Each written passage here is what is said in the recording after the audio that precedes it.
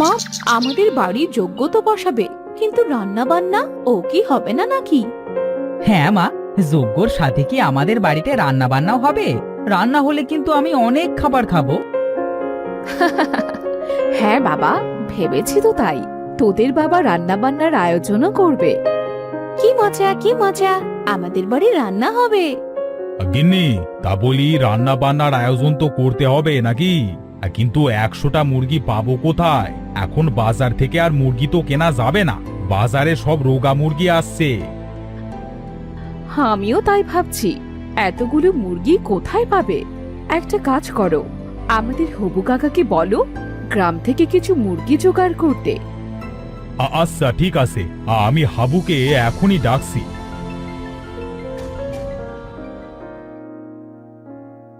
আরে ঠাকুর মশাই যে, তা আপনি চলে এসেছেন?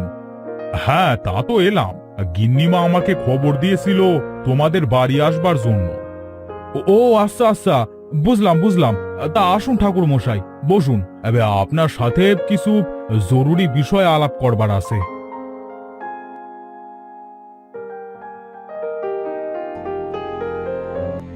তা কি করতে ডেকেছো আমাকে?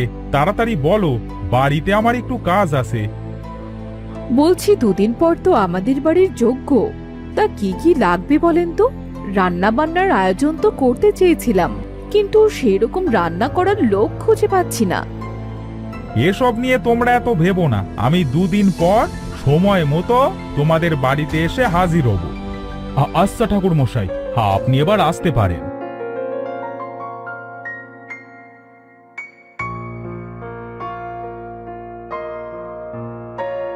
হাবু, এই হাবু, এইদিকে আয় দেখি, শুনে যা একটু।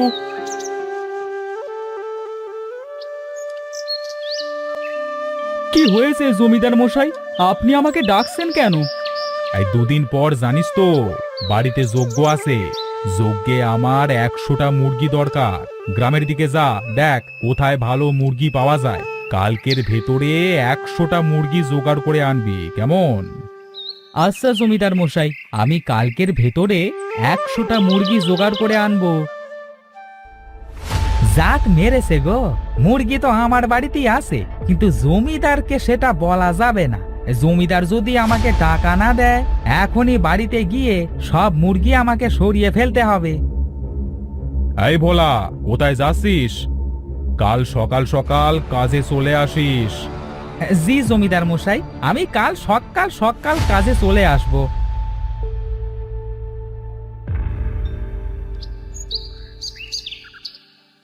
বউ, ও বউ, বাড়িতে আসো নাকি? কি হয়েছে, ডাকছো কেন? তুমি কি চিল্লানো সারা আর কিছু বসো না নাকি? চিল্লাই কি আর সাধে? এই দুদিন পর জমিদার বাড়িতে যজ্ঞ আছে, জমিদারের 100টা মুরগি লাগবো। এই কাল হাবু মুরগি খুঁজতে আসবে, আমাদের মুরগিগুলো তাড়াতাড়ি সরিয়ে ফেলতে হবে গো। কিন্তু কেন? আরে জমিদার কি টাকা দেওয়ার লোক নাকি? কত মাসের বেতন বাকি রাখে তুমি জানো না? যদি মুরগি নিয়ে টাকা না দেয়? ঠিকই তো বলেছো, কাল মুরগি খোঁজার আগে সব মুরগিগুলো ঘরে পুড়ে রাখবো, আর আমি বাড়ি থেকে চলে যাব। এই ভালোই তো বুদ্ধি বার করেছো। এই কাল সকাল সকাল বাড়ি থেকে চলে যাবে তাহলে।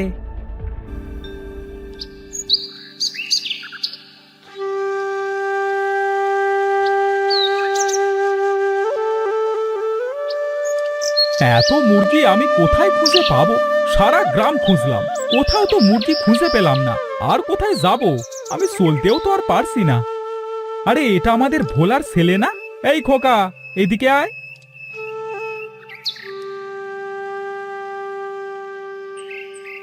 কি হয়েছে কাকু, আমাকে ডাকছো কেন? দেখছো না আমি খেলছি? তুই আমাদের ভোলার ছেলে না? বাবা বলতো, এই তোদের বাড়ির আশেপাশে কোথাও মুরগি পাওয়া যাবে? হ্যাঁ, আমার 100টা মুরগি লাগবে। আমাদের অনেক মুরগি আছে, কিন্তু বাবা বলেছে সেগুলো বিক্রি করবে না। ও, কিন্তু কেন? তা তো জানি না। আচ্ছা ঠিক আছে, তাহলে আমি বাড়ি ফিরে গেলাম। আমি যে এসেছিলাম তা তোর বাবাকে যেন বলিস না।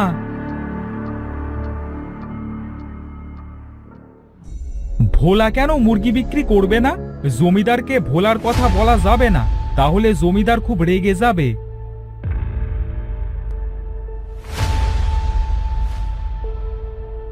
ঠাকুর মশাই, এখনো মুরগি জোগাড় করা হয়নি গো, তুমি আজ কি রান্না করবে? কি বলছিস কি? জমিদার এখনো মুরগি জোগাড় করতে পারিনি? তাহলে আর কি করা, আমি চলে যাই বাড়িতে। না না ঠাকুর মশাই, এখন আপনি বাড়িতে যাবেন না। আমাদের ভোলার বাড়িতে অনেক মুরগি আছে, জমিদারকে দিতে চাইছে না। কিন্তু কেন? ভোলা এখন কোথায়? ভোলা আছে, এখানে কাজ করছে আশেপাশে কোথাও। আচ্ছা, তুই ভোলাকে কিছু বলিস না, হ্যাঁ? দেখছি আমি কি করা যায়।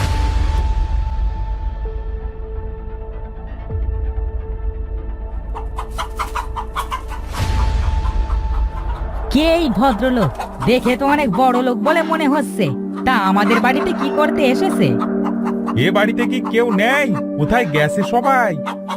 মা বাড়িতে নেই, আর বাবা জমিদার বাড়িতে কাজে গেছে। কি বলবে আমাকে বলো। আর কে তুমি? আমি মুরগি কিনতে এসেছি। জমিদার বাড়ির বিশেষ অতিথি আমি। তোমার বাবা আমাকে পাঠিয়েছে মুরগি নিতে। আমার 100টা মুরগি দরকার।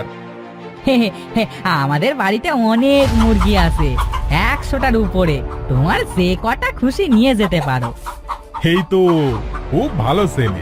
কিন্তু আমি তো সাথে করে কোনো টাকা নিয়ে আসিনি। তুমি মুরগি দাও, বুঝলে? তোমার সব টাকা আমি তোমার বাবার কাছে দিয়ে দেব। আচ্ছা ঠিক আছে, নিয়ে যাও। হ্যাঁ, বাবা যখন বলেছে তাহলে তুমি সব নিয়ে যাও।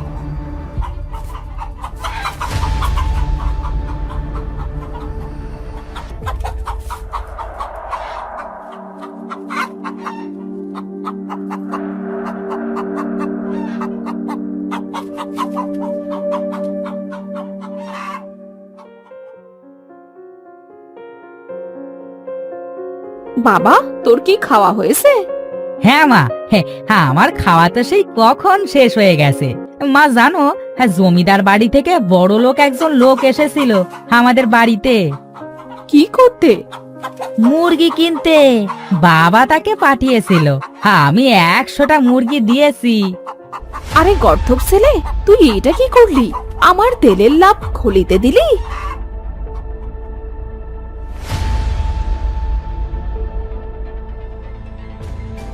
আরে ঠাকুর মশাই, অবশেষে আপনি মুরগি জোগাড় করে আনলেন। হাবুকে দিয়ে আর কিছু হয় না। হ্যাঁ, আমি আর মুরগি আনলাম কোত্থেকে? এই ভোলা তো তোমাকে 100টা মুরগি উপহার দিয়েছে যজ্ঞের জন্য। আরে তাই নাকি? ভোলা মুরগি পোষে? তা তো কোনোদিন বলেনি। হ্যাঁ, আসলে জমিদার মশাই, এই কাল অবধি মুরগিগুলো সব ছোট ছোট ছিল। আপনার যজ্ঞের কথা শুনে মুরগিগুলো হঠাৎ মনে হয় বড় হয়ে গেল, তাই বলার সময় পাইনি আর কি। হ্যাঁ, এবার বুঝেছি।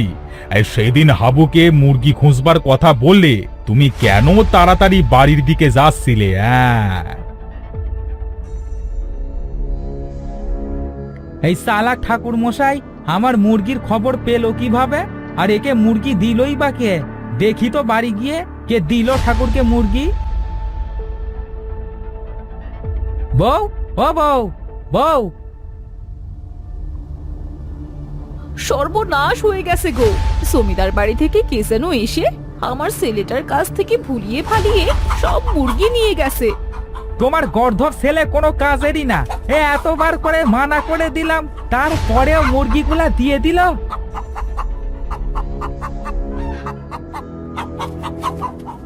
ও বাবা, আমি কি জানতাম নাকি?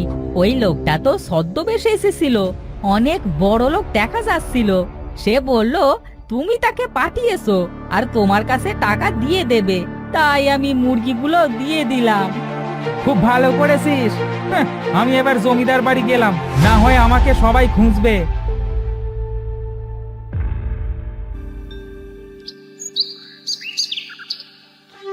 ঠাকুর মশাই, আপনার চালাকির বেশ প্রশংসা করতে হয়। হ্যাঁ, ভোলার মুরগিগুলো তো চালাকি করে নিয়ে চলে আসলেন।